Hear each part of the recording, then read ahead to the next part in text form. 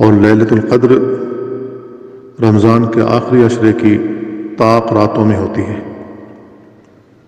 تو اللہ تعالیٰ نے قرآن مجید آسمان دنیا پر ایک ساتھ نازل کیا لیلۃ القدر میں، پھر وہاں سے نبی کریم صلی اللہ علیہ وسلم پر 23 سالہ رسالت کی زندگی میں متفرق طور پر ضرورت کے مطابق نازل کرتا رہا۔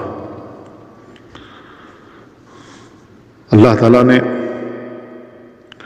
اس رات کو، جس رات یہ قرآن مجید نازل کیا، اس کو مبارک رات سے تعبیر کیا ہے۔